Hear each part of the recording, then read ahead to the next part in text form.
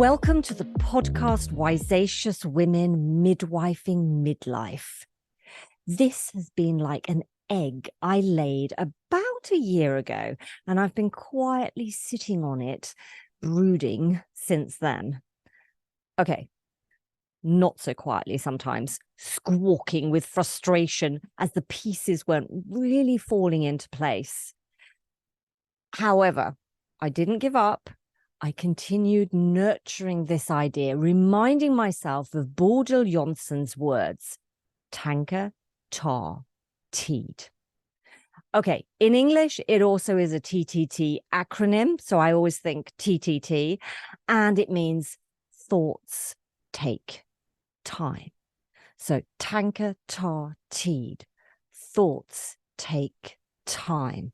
So there you go. You're learning a little bit of Swedish as you listen to this here. And I'll put a link down below in the show notes to the book that Bodil Jonsson wrote many years ago now, and I actually read in Swedish for the very first time. I put a link to the English version down there, and it's called 10 Thoughts About Time. Okay, let's carry on. And I love this expression, TTT, thoughts take time, because for me, this is different from procrastination. Procrastination is something I feel when I'm actually feeling discomfort. I know I am putting it off. I know I'm finding excuses and stories, telling myself why I'm not doing something or just why it's not happening. You know, this sort of, oh, it's not happening. The universe is stopping me from whatever. That is procrastination for me.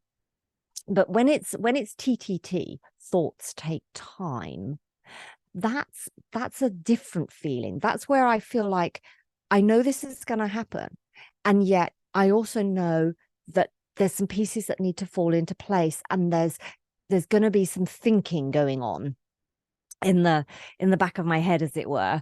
You know, when you're out for that walk or you're standing in the shower, those ideas will come to you. And so I allow it. I call it then, this is my setting up myself for success for this project. And I need TTT. Thoughts take time.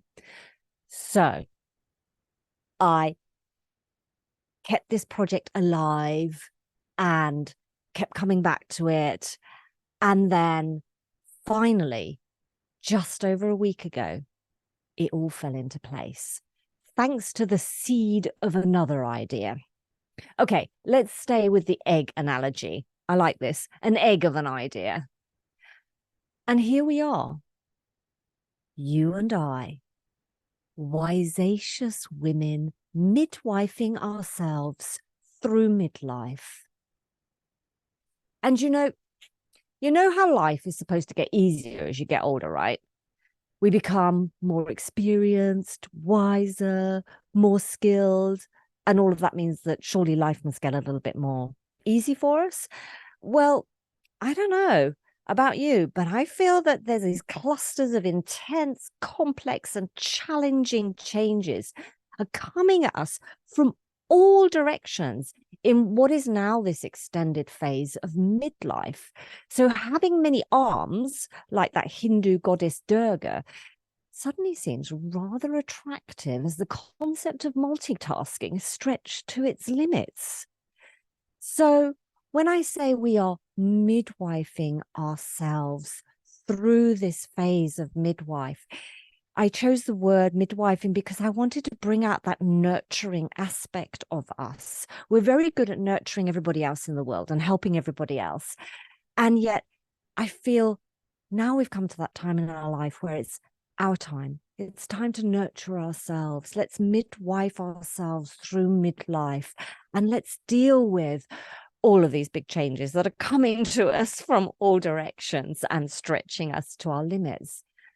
And the best bit about being in this age as well is that we are wiseacious. And wiseacious is a word I created from wise and audacious. We are wise from all our years of experience, and we're bold, we dare, because we have the confidence and courage to do what we want to do now. It's like I said, it's our time in life now. Enough is enough. Let's get this done. And also, I sense that we're refusing to wait until retirement to live our dream lives. We're doing it right now. This is what we want. We're uncompromising. So we become this combination of wise and audacious, wiseacious women, midwifing, midlife. So here on this show, as I midwife myself through midlife, always striving to lead my dream life now and not later, right now, I'm going to be sharing my experiences with you. And I will also be talking to other wiseacious women and queens of change. We're going to be discussing how we break through the fears, pressures, and barriers we face, how we take action and successfully navigate this midlife muddle. And I'm bringing together wiseacious women determined to live our dream lives now. So in this episode, I'm going to be talking about the year when everything changed, that second egg of an idea I just mentioned. But before we begin, please help me spread the word about this podcast to other action-taking, wiseacious women like yourself so our community can grow. Subscribe to my YouTube channel so you don't miss the next episode, and click on the thumbs up on this video to let me know that you found this enjoyable. And I may ignite eggs of an idea in you too. So please do share in the comments and let me know what was valuable and the insights you got from this. Okay, so I am a wiseacious woman, and I am a queen of change. Now, why do I call myself that? Well, this is because that change excites me. It literally lights me up. I love this sense of having a new adventure, meeting new people, having new experiences. For me, the joy of living is about exploring, learning, and then making it happen. And so, yes, I like to make change happen. The big changes and the small changes, those life-changing big ones, those pivotal moments, big ones, and those everyday building new habits, small changes that can also lead to something truly great. And I love to share these experiences. In fact, I actually can't stop myself from doing so. It's sort of in my nature. It's an innate thing that I do. I get really excited about the learning and the exploring and making it happen. And then I've just got to share it with you. So I share my new skills and knowledge with others on a regular basis, daily, if I can, in every conversation, if I can, because I'm so excited about living and life and what is possible. So it won't come as a surprise to you when I say I've worked in the education sector for over 3 decades. Hello, that's been my job, sharing knowledge, sharing experience, and getting other people excited to make changes in their lives themselves, to learn something new and to become more skilled and experienced at different things. And so also in this light, it was not so surprising that this new egg of an idea emerged this August. So I'm recording this in August 2023, and I saw an opportunity and grabbed it. You see, I love change, and yet sometimes the change I want to make, it seems to have landed in that procrastination box I was talking about earlier, where you had that feeling of, actually, no, I'm really just putting it off. It's not about TTT, thoughts take time. I'm actually really not working on it. I am finding excuses not to do it. And these are changes I want to make happen, and yet they seem to have got stuck. And because of all my decades in this school world, the end of August and beginning of September always feels like the start of a new year for me, even though I'm no longer working in schools. But so automatically, August is a time for me to plan and set myself up for success for the coming year. And so this egg of an idea came to me as I was listening to my sister's playlist on Spotify. I love to listen to her playlist. We have similar music tastes, and also it makes me feel connected to her. Anyway, I was listening to a particular song, and the words really resonated with me and sparked this new idea in me. Now, the song is called This Year by Inna, and she's actually also living in the Nordics like I am. I live in Sweden.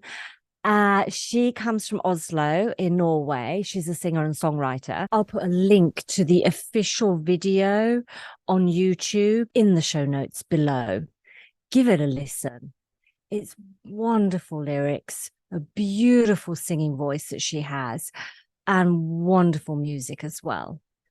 And her lyrics really got me. She sings, "This was the year I would finish a book. I was going to live a bohemian life in Berlin. This was the year I was redecorating my kitchen, my bedroom, my bathroom, and everything inside. This was the year my life would change and all of the chaos would fall into place. This was the year I would start on a diet and eat very healthily while reading the magazines through. This was the year I would write a whole book about life, how I see it, etc., etc., etc." She said she would tour in the States, she would live in New York. This was the year she was going to marry, have kids, buy a house with a garden. This was the year I would cook every day, I would travel the world, talk to strangers and friends. There was lots in this song. And the refrain is really what gives me the goose pimples, because she says, "This was the year I would make it, but this became the year I was faking it. Everything stays the same." And at the end of the song, she says, "I thought I had changed, but nothing has changed. Everything stays the same." And this really, really got me. I started my business 3 years ago. And in these 3 years, I have learned a lot. I have done a lot. And yet I found myself asking myself, has everything changed? Or is it really just the same? And on the one hand, yes, a lot has changed, but not to the extent I had dreamed. There are things that I also want to have done that I thought I would have done by now.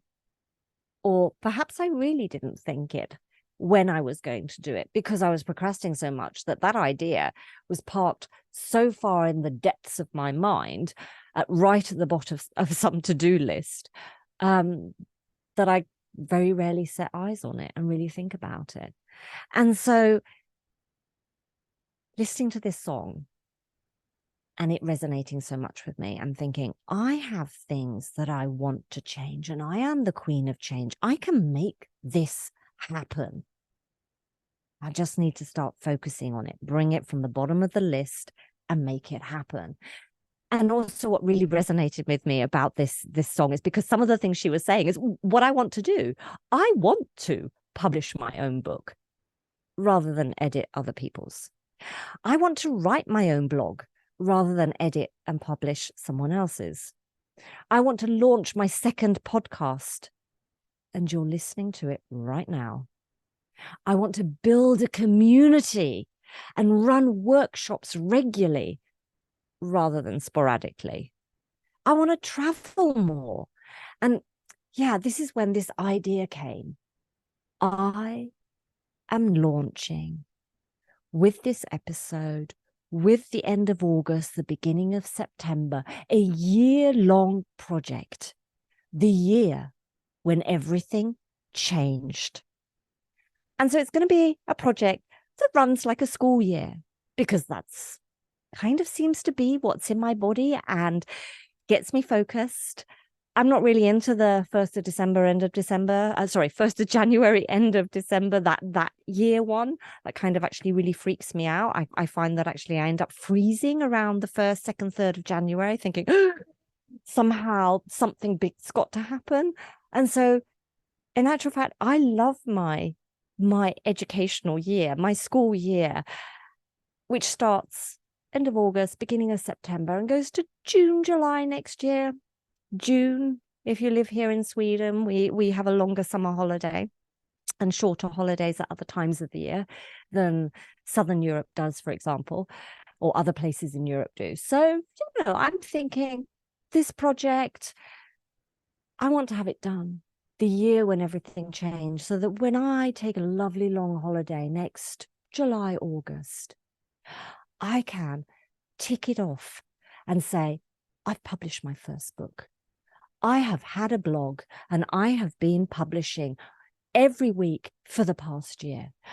This podcast episode every week, sharing with you the things that I have explored and learned, the things that I have made happen, interviewing fantastic other wiseacious women about how they are midwifing themselves through midlife. And because I love all this teaching and I love coaching and mentoring people, I do it all the time. It's actually even part of my personal branding manifesto. I have a sentence that says, constantly explore and learn, delighting in all that is possible, then make it happen and share it generously. So this is why I am building a community, and it's going to grow and flourish, and I'm going to have a ton of workshops as I explore, learn, make it happen.